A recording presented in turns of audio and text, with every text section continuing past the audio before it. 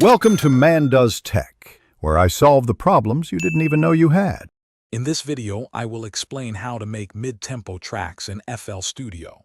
First, open a new project and locate the tempo control at the top of your screen.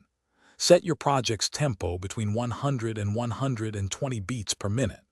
This range is perfect for creating a comfortable, danceable groove. Enabling your metronome will also help you stay perfectly on beat as you lay down your ideas.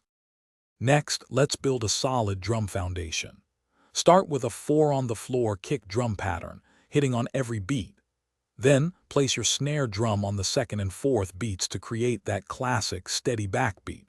For rhythmic texture, add hi-hats on 8th or 16th notes.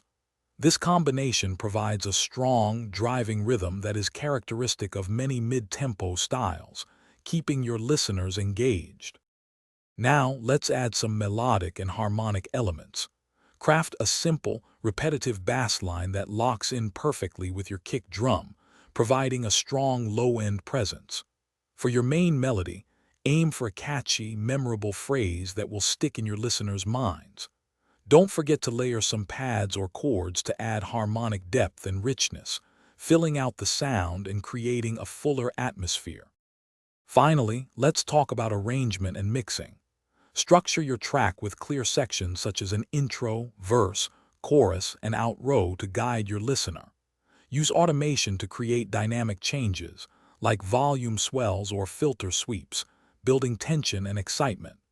Apply basic mixing techniques to balance the levels of your instruments, ensuring everything sits well together and your track sounds clear and professional. These steps are crucial for a polished final product. Thanks for watching. If you found this helpful, don't forget to like and subscribe.